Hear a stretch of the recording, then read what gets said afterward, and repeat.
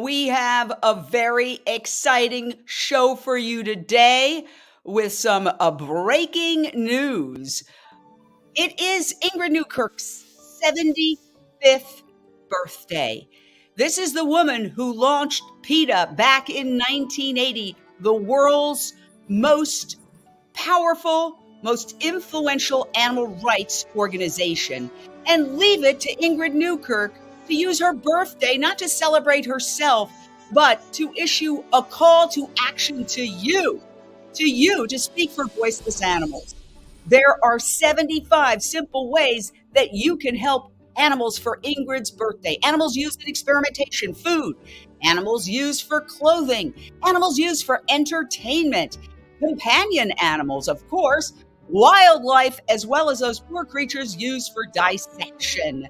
There are many, many other ways that you can help celebrate Ingrid Newkirk's birthday. And I am so honored that we have Ingrid Newkirk, my hero, here for the hour on Unchained TV. Straight out to you, Ingrid. Happy birthday. Thank you. I'm the same person I ever was. I don't know what happened that I came to be 75, but I'm as determined as ever to do as much as possible for animals. I just hate that the clock is still ticking. Well, tell us, you founded PETA way back in 1980. How far have we come? Oh boy, we have come a long way. I always say it's like a massive mountain range that we have to conquer or we have to climb. But we have gone up and up and up, and we've got a long way to go. But it's nothing like what it was in 1980. And I guess people who are 20 today or 15 or 25 haven't the faintest clue of how there weren't all these extraordinary options available in 1980. I mean, we didn't even have the internet, so you had to leaflet on the street, but you couldn't get plant milk to save your life. So it's been extraordinary. Well, I always say you are my hero because every single day I get a call to action from PETA. And every single day, I follow that call to action. And what's so fantastic about it is once you sign up to PETA.org, boom, boom, boom, boom, boom, boom, boom, boom, boom. In 10, 15 seconds, you can send letters out to your members of Congress, your representatives and your senators, to the head of the USDA, to the head of the NIH. It is so unbelievable, the effectiveness of your organization. It is a fine-tuned machine, and that's why they come after you, because you are the largest and most powerful animal rights organization in the world. So I want to talk to you about some big moments. I don't think a lot of people know your life story. You were born in England, but you moved to India when you were a child. Will you tell us about your formative years and how they influenced you devoting your life to speaking up for voiceless animals? Well, Jane, I'm the poster child for slow learning because I grew up in the land of ahimsa from the time I was 7 years old until I was 16. And you'd think that I would have emerged at least as a vegetarian, but I didn't. I grew up in a family that we considered ourselves animal lovers. And my mother, bless her heart, she adored children, she loved animals, but we never connected the dots between the shoes that we had. I had a wild cat fur hat from Kashmir. We had ivory on the ornamentation on the sideboard. We had an elephant's foot umbrella stand in the hallway. And people would come over and talk about pig sticking, which is going out and hunting wild boar. So all those things were going on. But my friends were all vegetarian. They were all Indian. Nobody was vegan. But I met the Jains, which is a wonderful religious sect, and they would be so considerate of animals. They would sweep the ground before they walked to make sure they didn't step on insects. They would never have a meal after sundown because insects might be drawn to the light of the cooking fire, all sorts of things like that. But when I went back to England, I was still a meat and potatoes person. and I loved organ meats and all that stuff. But I will say this. Our house was full of injured animals, and stray and injured people, unwed mothers who'd been thrown out of their home. We worked for the leper colony. We worked for Mother Teresa. We packed pills. We stuffed toys for kids. Because my mother said, even though she didn't understand the whole concept, she said, it doesn't matter who suffers. It matters that they suffer and what you can do about it. So I grew up stopping people on the street from beating the bullocks that pulled the heavy carts, taking in the stray dogs with mange, and had all sorts of experiences like that, but still kept on eating and wearing animals and buying things that were tested on them. It just wasn't on the radar. Wow. Well, your story is so inspirational because you're so honest. I mean, some people might say, well, it'd be easy to pretend I was born perfect, but very few people are born vegan. Very few people are perfect at any point. So by expressing your journey, you give everyone hope that they can move forward. Now, you launched PETA in 1980, and in the 44 years you've accomplished so much. Let's go back to what I would consider, and you can correct me if I'm wrong, a pivotal image and a pivotal moment in the development of PETA as a global organization. This image, tell us what this image is all about and what impact it had on the world. Well, when we started PETA, I was already a law enforcement officer, and I had been inside laboratories, big ones. The US Navy laboratory, which became Walter Reed and is where the presidents go to get their medical exams. I'd been inside NIH's, their Pride and Joy facility, their flagship facility in Poolsville, Maryland, where they keep all the monkeys. But I hooked up with a young man who came into the animal shelter where I was working. And when together we formed PETA, because I figured if people hadn't seen inside those places, they hadn't read Animal Liberation, which was a pivotal moment for me, reading that book, they probably had no idea that the money they were spending on household products and shampoo and shoes and belts and food was going to hurt animals that they really thought they cared about. So we formed the organization. He, Alex, his name was, didn't have any experience with laboratories. He'd been out on a whaling ship or an anti-whaling ship called the Sea Shepherd, and they had been tracking down whaling vessels, and they actually sunk one. And so he had a wealth of experience. He'd been in England disrupting fox hunts and so on. So I had a completely different set of experiences, stopping trapping and working to end pet shop cruelties and going into laboratories. So I thought, well, he should get some experience. So we looked in the United States Department of Agriculture list of the laboratories that have to be registered with the government, animal experimentation places. And right near my apartment, there was one. It was called the Institute for Behavioral Research, which sounds really grand. Turned out to be basically a warehouse down a dirt road, just awful place. Nobody would ever find it. And he went along, knocked on the door and asked for a job.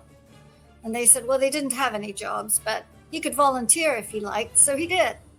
And when he went inside, he was able to take pictures. I would sit outside in a cardboard box in a car to let him know with a Radio Shack walkie-talkie if anyone was coming, so he could put the camera away. And he would take pictures of what was happening to these poor monkeys. There were 17 macaque monkeys, 16 of whom had come from the Philippines, captured from the jungle. And they were in these, and one other one that was bred in captivity, a rhesus macaque. They were in these tiny, rusted, broken wired cages, barely bigger than their bodies. They couldn't stand up or stretch their arms.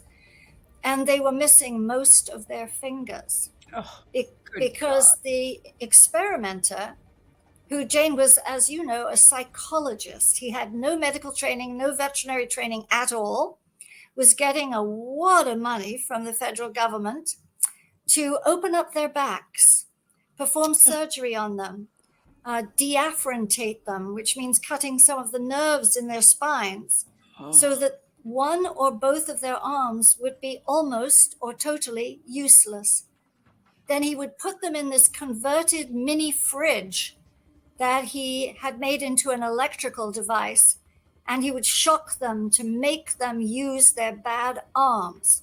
This is all supposed to be to help people. This is the stated intent of his grant application, to help people with therapy for stroke. I mean, can you imagine locking someone with a stroke in a refrigerator and giving them electric shocks if they don't use a bad arm? And it's ridiculous. The whole thing is insane. It's insane. It's sociopathic. Yeah, and it still is. I mean, throughout the National Institutes of Health, which is where we have a massive campaign now. I mean, Fauci was just before Congress, and his boss was Francis Collins, still advises President Biden, and they admitted they have no idea when they give money to a laboratory overseas, for example, if there are any laws or regulations. And at this Silver Spring lab, there were no inspections. A U.S. Department of Agriculture man would come and he would sit and have coffee in the front office, and he would never even go in the back and look at the monkeys in their cages. Oh my God. Jane, we found a barrel of dead monkeys with their arms bandaged up who had died of gangrene and other things because of no medical care. And if anyone thinks, oh, that must have been an aberration, oh gosh, that sort of stuff doesn't go on. I inspected labs. I know it goes on, and it goes on today. As if you go to PETA.org, you'll see the videos, you'll see the photographs, you'll read about what they're getting money to do. And we just closed down a massive lab in Colombia, South America. I want to talk to you about that, but first I want to play a clip of Bill Maher basically saying the same thing you're saying on national television. New rule, listen to PETA. According to polls, a majority of people now agree with what PETA has been saying since 1980. Experiments on animals are not only cruel, they don't work. 95% of new medications that work when tested on animals fail in humans. 95%. A drug tested on a mouse has about as much chance of making it to the market as Joe Exotic has of seeing his mullet come back in fashion. Taxpayers have spent billions funding junk science, like cutting open cats' skulls and deafening them, or tearing baby monkeys from their mothers and tormenting them with loud noises and rubber snakes, all the while admitting that their work isn't applicable to humans. These are the sort of things that if a child did them, you'd know they were going to grow up to be a serial killer. And the National Institutes of Health that funds these experiments, more like National Institutes of Hell. Wow. Well, I think he says it in a very clever way, but he's making the exact same point. With artificial intelligence, organs on a chip, and all of the other advances technologically, are we any closer to ending animal experimentation? Well, there is some good news, because the Environmental Protection Agency, for example, the FDA, the Food and Drug Administration, we've been hammering on their front doors for a long time, and we've actually got ourselves onto some committees about the use of animals in experimentation. And they have made some pronouncements that in certain areas like toxicity testing, poisoning, they're going to move away from the use of animals. And a lot of industries have come behind us to say, why should we have to spend years and years testing on first mice, then beagles, then monkeys, before we release a drug? We have high-speed computers that we can program now with human information, not information from a slug or a chicken or whatever they're going to use. And we've got state-of-the-art technology. So let's not withhold good drugs, and let's not put bad ones on the market, because as you say, 95%, and it's actually a little higher, of drugs tested safe on other species go on to give us side effects like anaphylactic shock and even death. So they're no good.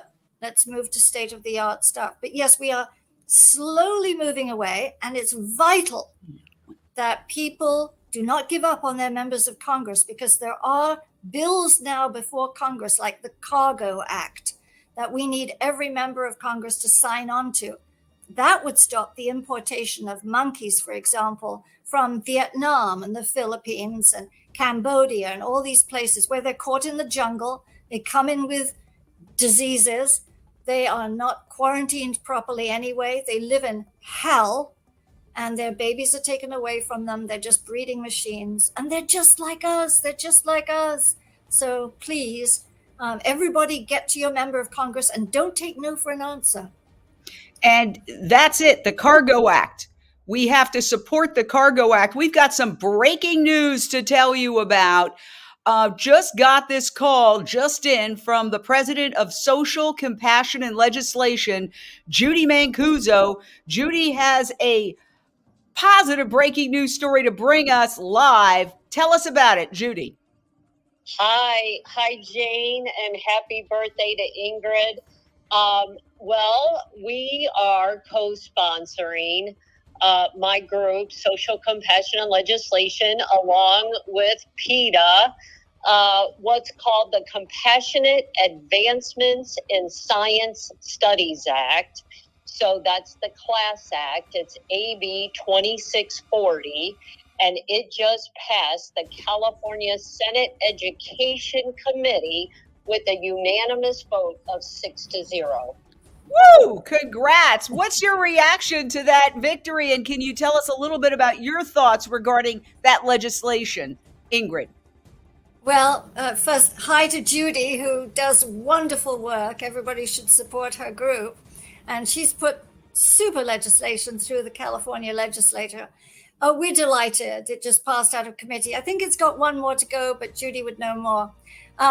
It's very important, I think, that children are not desensitized.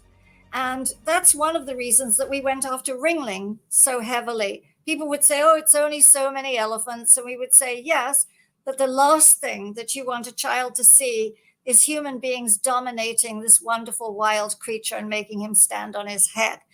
But it's the same thing with dissection. Jane, it just drives me insane. I have no idea who started the idea that a child needs to see what's inside a frog. Nobody's going to grow up to be a frog doctor, but they do. And when I was in school, it was a cow's eye, it was a cat, it was a frog. And we have been working diligently to say children need a choice at the very least. Actually, all dissection should go, because they're taking frogs out of ponds in Louisiana. You know, there's a depletion of frogs, and frogs are the climate bellwethers. They're taking cats from pounds that still release them, or maybe they're taking barn cats that are rounded up and given to them. We've been inside the supply houses where they inject them with formaldehyde and what have you. They don't die a nice death. And then all these other things. So we say, we've been pushing the sin frog and these other models, plastic models of frogs. If you're going to see inside a frog, look inside a plastic one. They have all the little organs. You can take them out with your forceps. There are no frog guts to dangle in front of little girls and make them feel sick. There's no formaldehyde for you to inhale and get ill. And it's cheaper, and you can reuse them. So there are practical reasons as well as the ethical reasons to not desensitize kids. Well, thank you, Judy Mancuso. We're very excited about that victory. Let's get to the finish line and pass that law. Thank you, Social Compassion and Legislation. So I want to talk about some of the other battles you're waging. I actually interviewed recently somebody from PETA on a battle to stop this new monkey breeding facility. It seems like every time we put one down, they come up with another location where they're trying to start it up again. Can you talk a little bit about this constant effort by the vivisection industry to create laboratory monkey breeding facilities in the United States? 2 words: big business. A lot of money to be made. It's just like career experimenters and the people who make the monkey chow and the monkey cages and the monkey decapitators and the monkey everything else. They want to produce more monkeys so that they can use them. And this is why the Cargo Act is so important, is it stops one stream of monkeys who are tortured overseas. They go on days long, nights long journeys in cargo holds of planes, in wooden crates with no food and water. But they also are trying to breed them once they get here. And that's what we're trying to do in Texas. We've already started, and in Georgia, big facility. They had very secretly, quietly gone to see the local government, got all their permits without saying a word to the residents, who would find suddenly a 30,000 monkey facility on their doorstep. You know, you think of all, if you want to look at practical issues, the disease risk. I mean, Ebola came in on monkeys. Everybody knows you get Ebola, you're gone. We've had the Marburg virus come in with monkeys. We're primates, they're primates. It's very, very easy for these diseases, which can be fatal, to cross the species barrier. They also carry tuberculosis, the human variety of tuberculosis. So there are good reasons that the people in Georgia, who we have now alerted to the fact that these sneaky people were coming in to build the lab, are up in arms. And at the moment, there is a stalemate, and we hope to win. We hope the citizens of Georgia are able to keep this place out. Then yes, they'll try to pop it up somewhere else. They tried to pop it up in Texas and we stopped it there. They tried to pop it up overseas in St. Kitts or somewhere, and we stopped it there. I think you were great help there. Where was that? I can't remember the island. Puerto Rico. Puerto Rico. It was Puerto Rico. So it's big money. And everybody, I think, remembers the Envigo beagles in Virginia. We had an undercover agent who went in and got the dirt on them, 350 puppies dead in the drainage ditches or for other reasons, mothers going without food, the whole gamut. The same characters who have now been forced to close that facility, forced to give up the over 4,000 beagles, and they're all in good homes now. It's just wonderful, great cooperative effort from humane societies everywhere. Some of them are involved in these other facilities. Envigo isn't finished. It's got other irons in the fire with other exploitive facilities around the country and around the world getting government money. So we all need to be very aware, and we all need to just look at the very simple facts on PETA.org for the Cargo Act for this primate facility in Georgia. And please, please get to your representatives. And again, do not take no for an answer. They will fob you off, and you need to come right back and say, I'm a citizen, I have a vote, I've got friends, I'll get my friends and my family and my co-workers involved. And we want you to stop this bleeding of money from NIH into animal experiments that go nowhere, that have a 95% failure rate and cost the taxpayer billions of dollars a year and a lot of grief for the animals.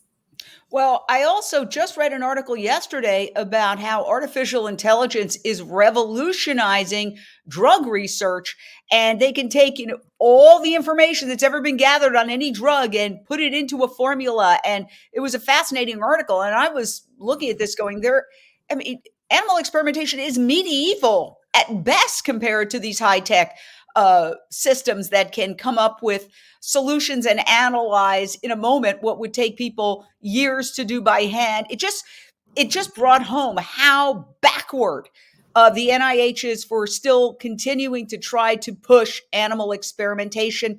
And of course, the universities, they get money. That's why they push it. It's easy to get a grant when you show, it's going to cause 50% of the animals tested to die. It doesn't take any really creative thinking to do those kinds of tests. So I will just say one more time. Yesterday, I heard somebody, an animal activist, say, if every single person who is vegan became an activist, we could achieve animal liberation tomorrow. I think that there's a lot of truth to that statement. Maybe it's not tomorrow, maybe it's the day after tomorrow, but How do you do it? Because there are so many people out there who are waking up, they're going vegan, they're going plant-based, they love animals, but it can be tough being an activist. How do you do it? This is your 75th birthday. You're celebrating your birthday with us. We're so honored. Give us some pointers for all the activists out there and all the people who are maybe afraid to become activists. How the heck have you been able to do this for so many years without burnout? Oh, I can't imagine burnout because there's so much work to be done. And I have the luxury perhaps of looking back and seeing how far we've come, which is how you started the show, is that I see progress, enormous progress, but I also see the mountain to climb in front of me. And so I get up every morning thinking, gosh, there's a lot to do today. So there's no time to spare. But I think you also hit on something else. There is irrational fear in people that they don't want to stick their head above the parapet. They don't want to say something. They're afraid of what? Remember during the fur wars, and we always said to people, we can get rid of fur. You just need to say something to anyone you see wearing it. And there were people in fur everywhere. So people said, oh, I don't know, I can't say anything. You said, what's the worst that can happen? You say politely to somebody if you like, excuse me, I used to have a fur. I know you think it's beautiful, but if you could see the blood and the guts and how animals are suffering and the steel traps in the fur, and even if they say go to hell or something much worse, who cares? It's just words. It doesn't hurt you, and you have done something wonderful. Animals who were killed for fur couldn't say anything themselves. The animals in the future who would be killed for fur couldn't say anything. But you have used the never be silent. You've used your voice. You've got a voice. In many countries, you don't have a voice. We have the luxury of that. Say something. You can do it so nicely. When you go to a party, when you're out with friends, if someone's ordering or buying something, you could say, by the way, that does involve animal suffering. And I know you don't want to hear this, but I didn't want to hear it when someone told me the first time, but I'm glad they did. So forgive me, but I'm going to tell you how that comes about. And I'm going to give you an option and maybe you'll take it. It's up to you, but please. So at least you're saying something. It doesn't take any more time if you're going to the grocery store or the gym to take, and we give them free newsletters, vegan starter kits, and leave them in the magazine racks, leave them on the table. There are so many things that you can do every single day. I try to do 5 things a day outside my work. Going to work, coming back from work, speaking to somebody on the elevator.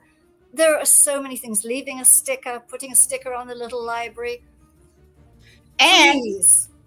Let me say this, for those who are afraid of just mentioning to somebody, please don't wear fur, there are others who really go out on a limb thanks to encouragement from PETA. Check this out. Coach, Runway, New York Fashion Week, Leather Kills. These 2 activists jumped on the runway. Anna Wintour and all the other fashionistas were right there, and they strutted the runway with a PETA sign, Coach, Leather Kills. And this got so many headlines. So if you're afraid of just speaking up politely to a friend or neighbor, imagine the guts it took to do this. The world watching, jumping on the stage, nonviolent, nothing's destroyed, just walking the runway with a powerful message, speaking truth to power, and watch how she gets tackled in just 1 second. It's coming up. Boop, there she is. She's grabbed. That's Jamie Logan, who has a lot of shows on Unchained TV as well as the PETA channel on Unchained TV. So tell us about that, about how I'll give you one more example. PETA goes out on a limb to do provocative demonstrations. This is an anti-leather demonstration where they've poured what appears to be tar on their bodies. Turns out it's molasses. What's the inspiration behind all this, Ingrid? Well, I said the very simple things that people can do, because anyone and everyone can do that. But I adore our girls. I shouldn't just say call them girls, I suppose, but to me, they're my girls. I adore these girls who get on the runway. It was Victoria Beckham's too, and it was others that they did, H&M and so on, in Paris and London and New York, all over. We liked people to do outrageous things. They're not so outrageous when you compare them to what happens to animals, which is truly outrageous. Sit in a cage, drag yourself somewhere, lock yourself to a doorway.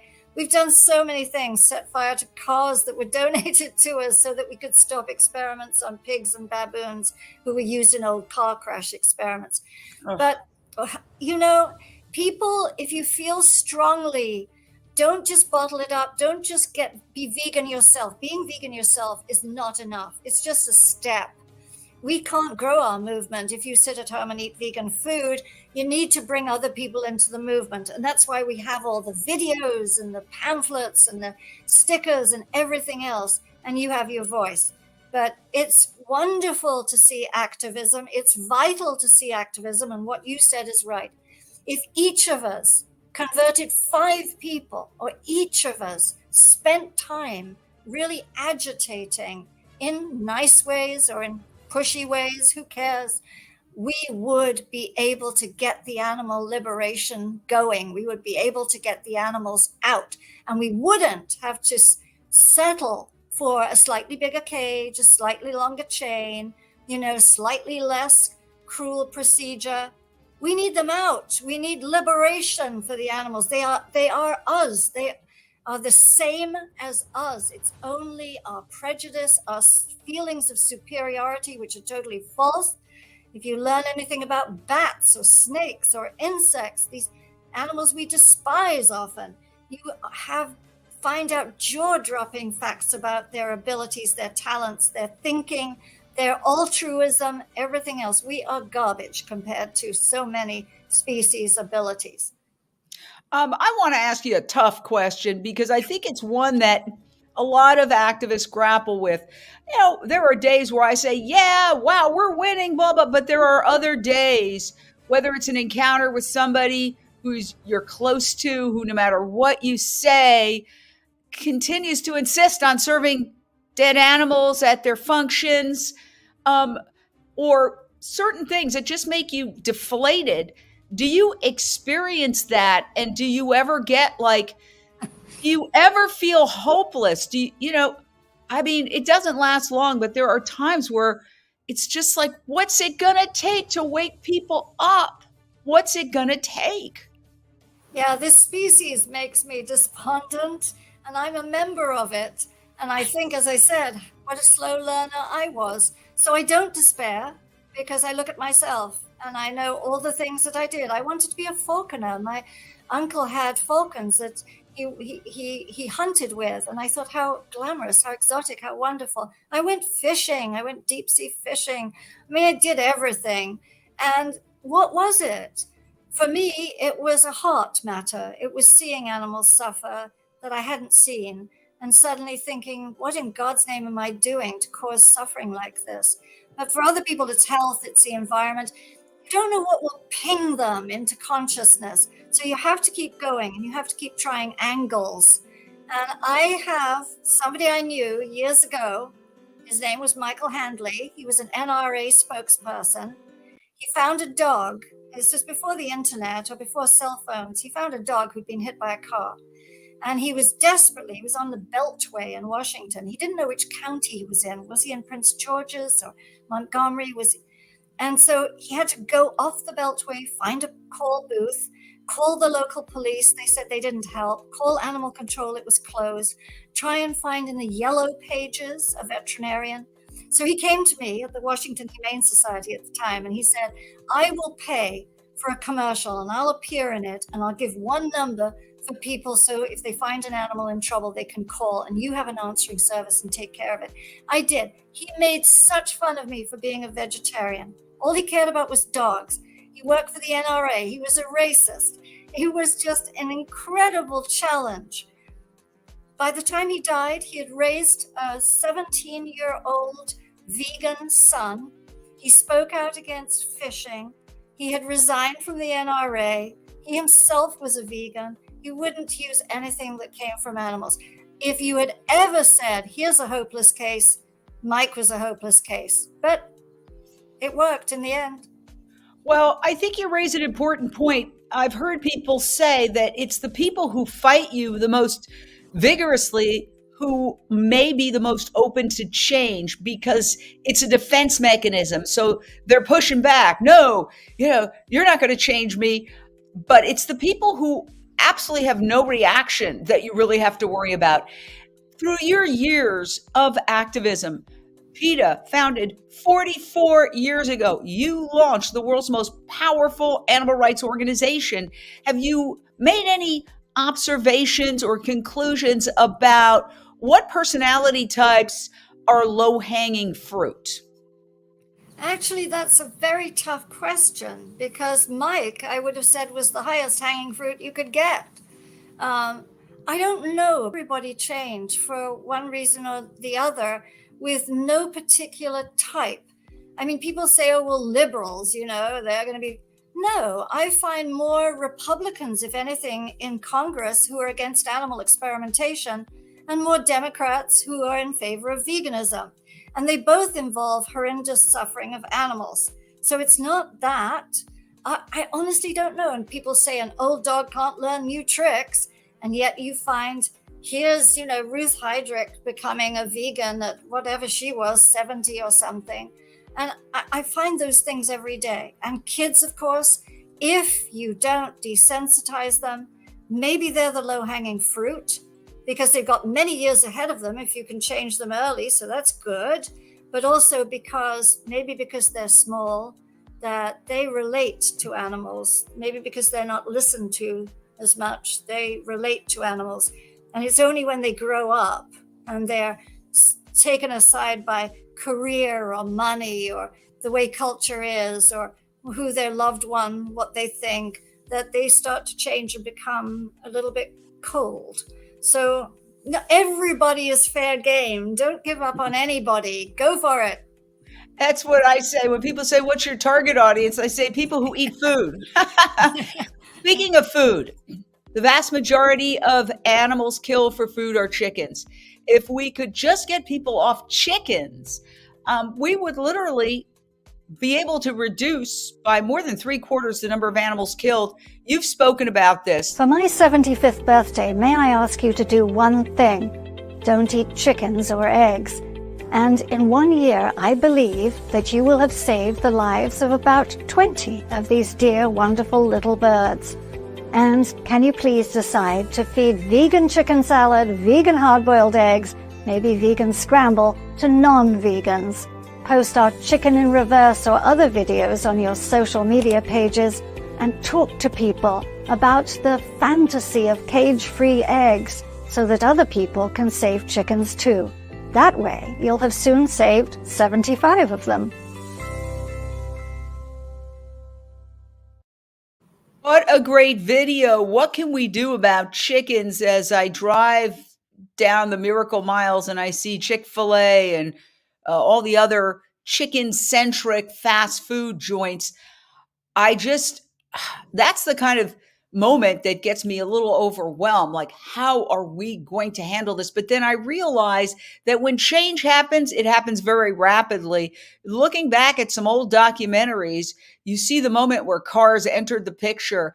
And since time immemorial, people were getting from point A to point B on horseback. And then in a very tiny period of time, you saw the streets change radically where the horse was the outlier and it was all cars. Yeah, you've got to certainly speak to store managers, to fast food outlets, go online, speak to them there. Ask them when they're getting faux chicken.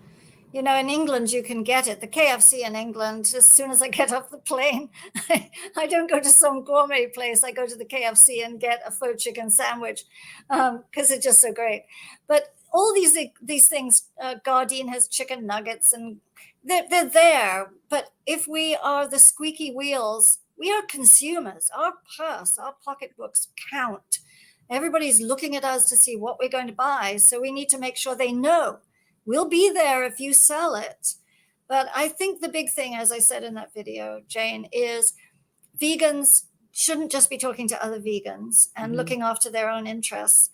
We need to find people who are getting the chicken salad or getting the chicken drumsticks and talk to them. We were talking to United Airlines for a long time. I was just on a United Airlines flight back from Europe, and this is the second one that I was on in 2 weeks or so, and they had the meal option. Meal option is always beef or chicken, beef or chicken. And this time, of course, it was chicken, but it was also a vegetarian option, which was a lasagna. I mean, I'm against dairy, but there you are, we've come a step.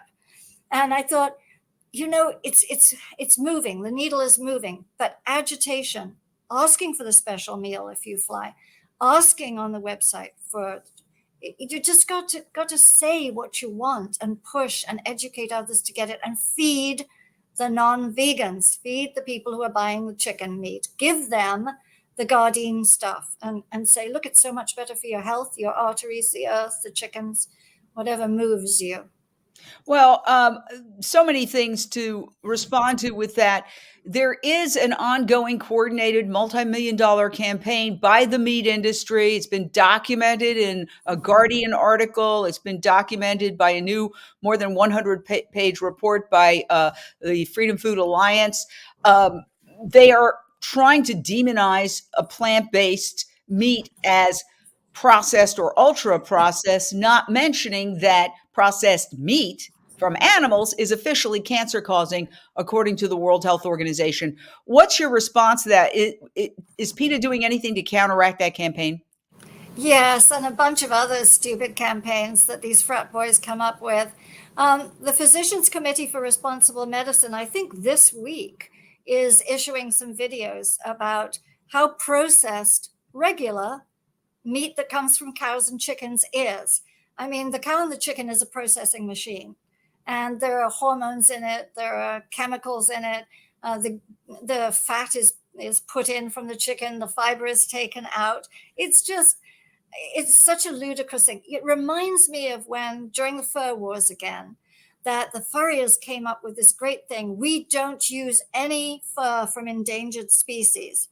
Well, nobody said you did, and nobody cares anyway. We just, all animals, thank you. So they're always coming up. They're now trying to ban in vitro meat before it's a real thing. I mean, it's not in the supermarkets. It's not in the restaurants, except for an occasional very elite taste testing. But they're trying to ban it. They've already banned it in Florida, I think. So this reactionary kowtowing to the Cattlemen's Association, worrying about what's woke and what's traditional, all this sort of rubbish. And it's so easy to combat because everything they say is gibberish. And it's so easy to just say, no, actually, what you're eating is not only highly processed, but no matter whether it's bologna or it's a chicken thigh, it's processed. And it also has no fiber. It has tons of cholesterol. It's going to clog your arteries, and eventually animals will bite back and kill you. One of the things that highlights PETA is you're going out on a limb with creative, controversial campaigns that attempt to wake people up. And, critics of PETA love to throw the red paint thing, like anybody at PETA has thrown red paint for 40 years, if you ever did it. But I always respond by saying, look, they have something like 19 lawyers. They file lawsuits. They issue Freedom of Information Act requests. They put out in-depth news releases that I read. They don't get covered by mainstream media. It's almost like you have to get naked or you have to get arrested in order to get mainstream news media coverage of this issue. And the reason, of course, is look at the advertisers on mainstream media: meat, dairy, and pharmaceuticals. Okay? So you do very creative things. I'll just play one that you just have going right now. We got this from a volunteer, a member of our team in Fort Wayne, Indiana. Been giving away vegan hot dogs. Been giving away vegan hot dogs that are going like hotcakes. We've only got 20 left. We've got rid of 150 in 5 seconds flat, and I am going to eat one before they're all gone.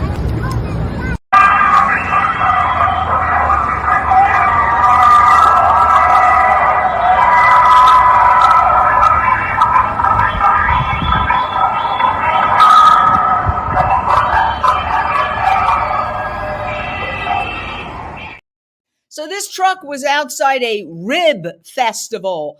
Tell us about that strategy, Ingrid. Well, you're right that nowadays it's very hard to get serious discussion going.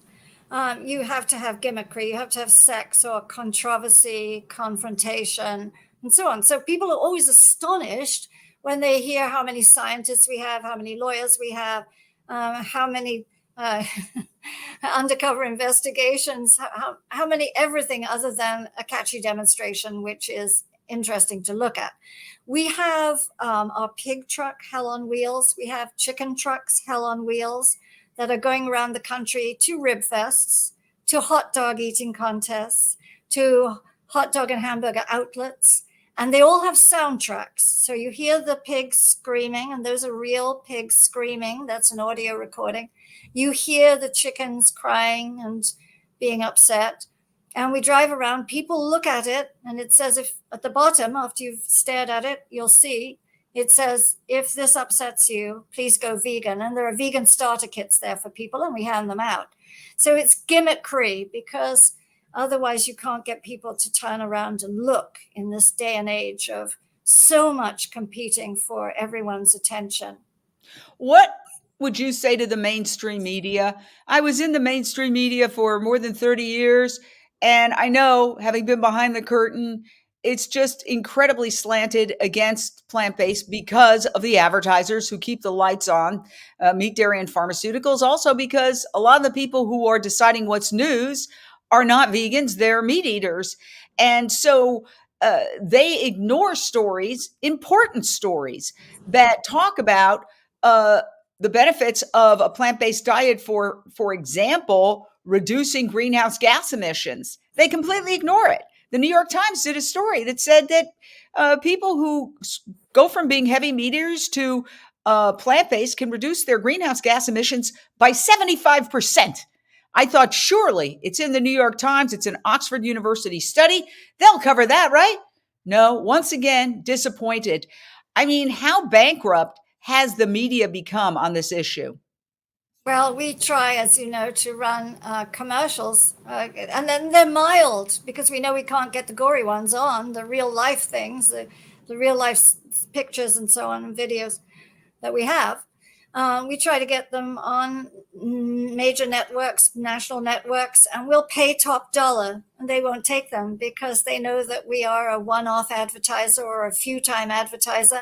Whereas Butterball and, all these other companies are going to put money in their pockets. And media is hurting at the moment, as you know. And people aren't watching TV news. They're watching on the internet. Newspapers have lost so many reporters. It's very, very hard. And that, I think, comes back to why it is beyond important that people use their own voices, their own social media platforms, that they talk to everybody and that they show the videos and they get the facts out there. We have an ad now that says, if you're talking about, you say you're an environmentalist, if you still eat meat or eat dairy, put a cork in it. And it's a picture of the earth. I mean, just be quiet if you say you're an environmentalist, but you still eat animals and dairy products. Dairy is worse, of course, than meat.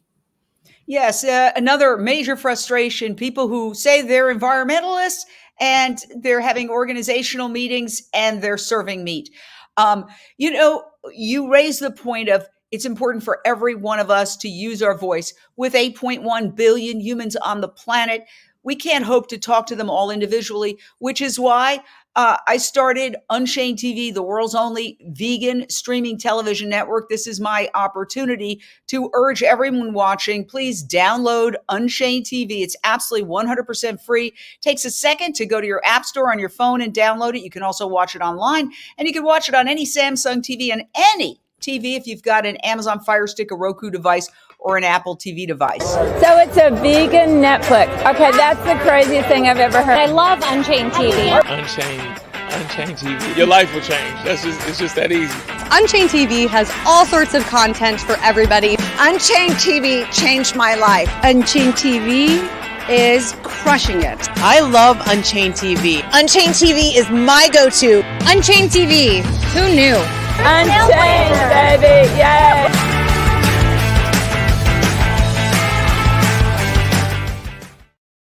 Yes, and that last lady was the director of the Twilight series, and she Wow. actually said that she made some of her characters vegetarian.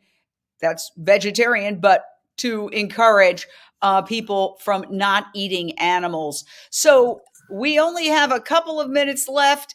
What is the future? What does the future hold, Ingrid? I think the future depends on everybody watching and everybody they know. You hold the key to the future.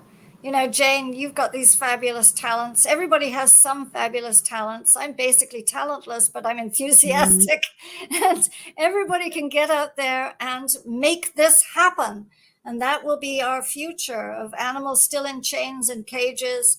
I mean, we've even got dogs out in this extreme heat on a chain in the backyard in a dirt patch in their own urine. I mean, if we can't get with our legislators locally and get that banned, come on, there's something that will call to you, something you can do. Never sit home and think, there's nothing I can do. I'm only one person. One person, one person. I wrote a book called One Can Make a Difference. And you are that one. Every single person listening is that one. So thank you, Jane, for having this fantastic, phenomenal podcast. You are changing the world, and everybody can. We all can. Well, you fill me with hope. I'm going to get all teary-eyed because you are my hero. I often say to myself, what would Ingrid Newkirk do? And I'm not joking, because your consistency, your relentlessness, your strategic brilliance. I mean, everybody, it's easy to be an activist if you go on PETA's website, sign up for these alerts. I get them on my phone, and I stop whatever I'm doing. If I get them on my email or I get them on my phone, because I know I can get to the finish line and reach somebody important with just like this. Bing, bing, bing, bing, bing. In fact, for your 75th birthday, you have an entire way that people can do this. It's very simple. And we'll just put this up so everybody can just go to PETA.org/75. And what it does is, if you want to celebrate Ingrid Newkirk's birthday, she's 75 years young, you can take these actions by going to that PETA.org/75. And it's so easy. I literally clicked bing, bing, bing, bing, bing. And then I got all these notifications on my email. Thank you for doing this. Thank you for doing that. Thank you for doing this. Thank you for doing that. You know, it doesn't require you going out and getting sweaty and having a confrontation with somebody. PETA's doing all the heavy lifting. All you need to do is sign up and be part of their rapid response team. And it's super fun. I feel very empowered. Like if I'm struggling with a project one day and then I get this and I go bing, bing, bing, bing, bing, I already feel like, okay, I've accomplished something. It energizes me to move forward. So I just want to say thank you, Ingrid Newkirk, for starting PETA, for your 44 years of relentless activism as the head of PETA. And I just urge everybody, I wish we could all get together and sing happy birthday to you and many more. Talk to you soon. Thank you, Jane. Thank you. Bye.